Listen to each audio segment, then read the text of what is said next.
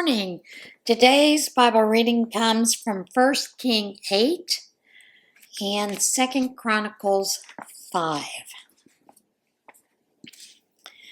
Bringing all this to a climax, King Solomon called on the leaders of Israel, all the heads of the tribes and family patriarchs, to bring up the chest of the covenant of God from Zion, the city of David. And they came, all Israel, before King Solomon, in the month of Ethanim, the 7th month for the great autumn festival. With all Israel's leaders present, the priest took up the chest of God, and carried up the chest in the tent of meeting, and all the holy vessels that went with the tent. King Solomon and the entire congregation of Israel were there at the chest, worshiping and sacrificing huge numbers of sheep and cattle, so many that no one could keep track. Then the priest brought the chest of the covenant of God to its place in the inner sanctuary, the Holy of Holies, under the wings of the cherubim. The outspread wings of the cherubim stretched over the chest and its poles. The poles were so long that their ends could be seen from the entrance to the inner sanctuary, but were not noticeable further out. They're still there today. There was nothing in the chest but the 2 stone tablets that Moses had placed in it at Horeb, where God made a covenant with Israel after bringing them up from Egypt. When the priests left the holy place, a cloud filled the temple of God. The priests couldn't carry out their priestly duties because of the cloud. The glory of God filled the temple of God. Then Solomon spoke, God has told us that he lives in the dark, where no one can see him. I've built this splendid temple, O God, to mark your invisible presence forever. The king then turned to face the congregation and blessed them. Blessed be God, the God of Israel, who spoke personally to my father David. Now he has kept the promise he made when he said, "From the day I brought my people Israel from Egypt, I haven't set apart one city among the tribes of Israel to build a temple to fix my name there, but I did choose David to rule my people Israel. My father David had it in his heart to build a temple, honoring the name of God, the God of Israel. But God told him it was good that you wanted to build a temple in my honor. Most commendable, but you are not the one to do it. Your son will build it to honor my name." I'm going to need to put my glasses on. Just that kind of day. Again. God has done what he said he would do. I have succeeded David, my father, and ruled over Israel, just as God promised. And now I've built a temple to honor God, the God of Israel. I've secured a place for the chest that holds the covenant of God, the covenant that he made with our ancestors when he brought them up out of the land of Egypt. Before the entire congregation of Israel, Solomon took a position before the altar, spread out his hands before heaven, and prayed. O God, God of Israel, there is no God like you, in the skies above or on the earth below, who unswervingly keeps covenant with his servants and relentlessly loves them as they sincerely live in obedience to your way. You kept your word to David, my father, your personal word. You did exactly what you promised, every detail. The proof is before us today. Keep it up, God, O God of Israel. Continue to keep the promises you made to David, my father, when you said, "You'll always have a descendant to represent my rule on Israel's throne, on the condition that your sons are as careful to live obediently in my presence as you have. O God of Israel, let this all happen. Confirm and establish it." Can it be that God will actually move into our neighborhood? Why, the cosmos itself isn't large enough to give you breathing room, let alone this temple I've built. Even so, I'm bold to ask, pay attention to these, my prayers, both intercessory and personal. O God, my God, listen to my prayers, energetic and devout, that I'm setting before you right now. Keep your eyes open to this temple night and day, this place of which you said, my name will be honored there. And listen to the prayers that I pray at this place. Listen from your home in heaven, and when you hear, forgive. When someone hurts a neighbor and promises to make things right, and then comes and repeats a promise before your altar in this temple, listen from heaven and act accordingly. Judge your servants, making the offender pay for his offense and setting the offended free of any charges.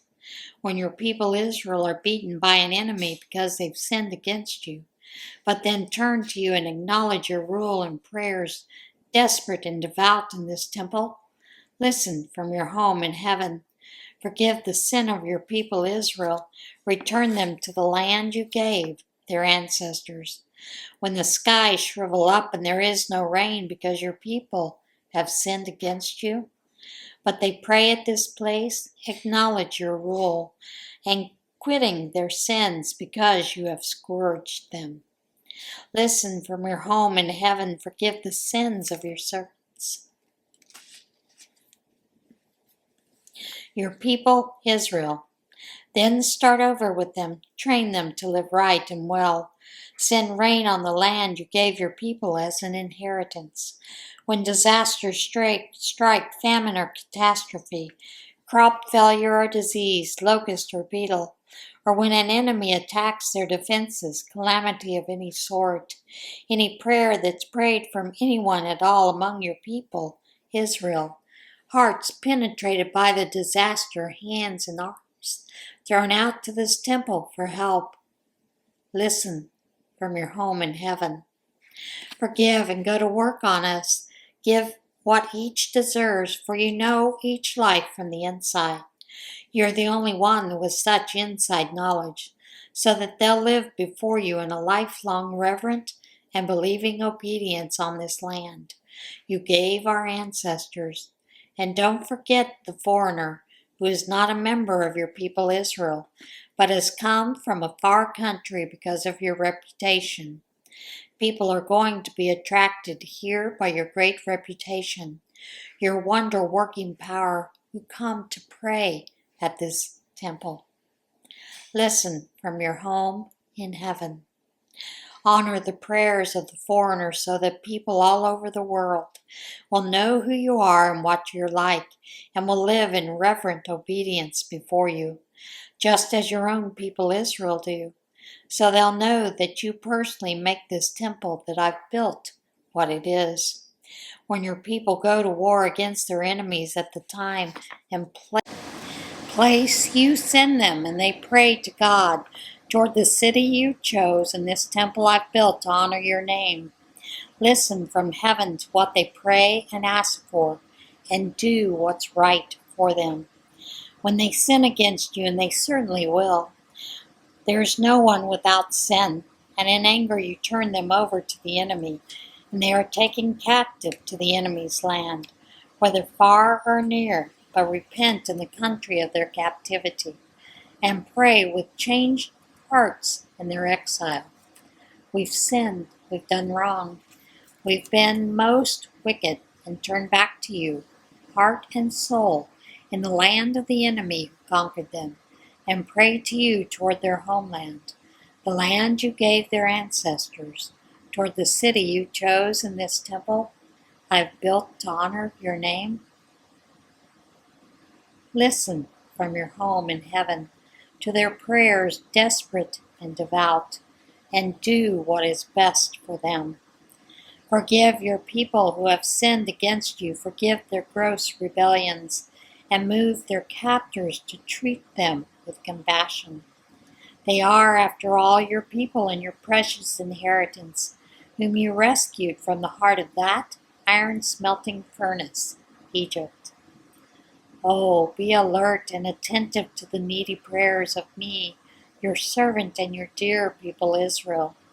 Listen every time they cry out to you. You handpick them from all the peoples on earth to be your very own people.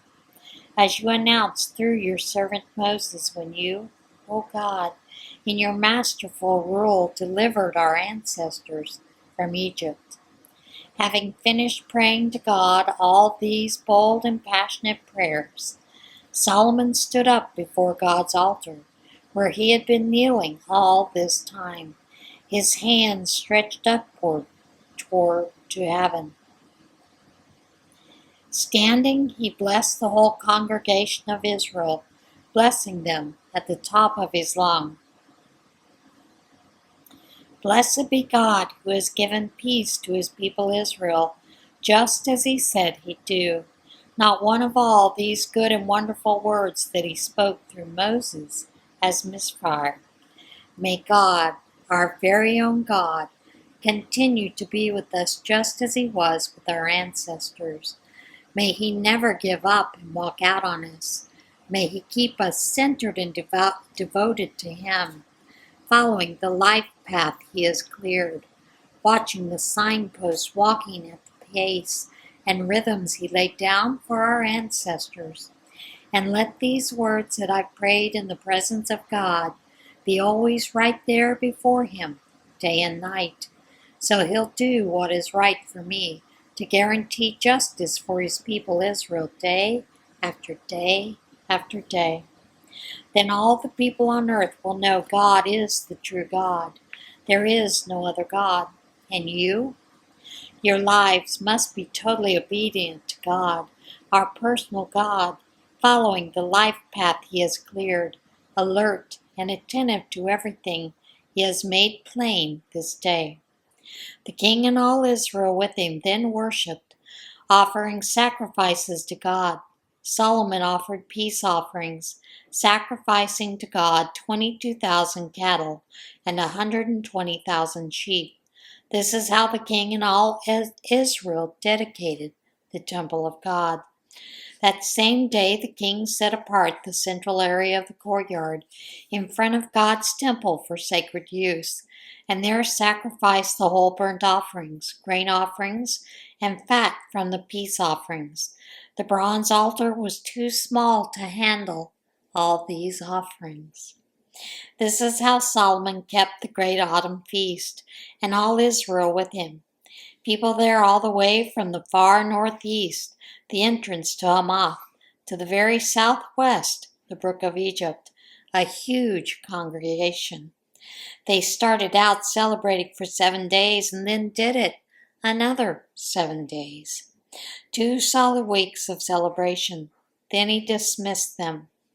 They blessed the king and went home exuberant with heartfelt gratitude for all the good God had done for his servant David and for his people of Israel.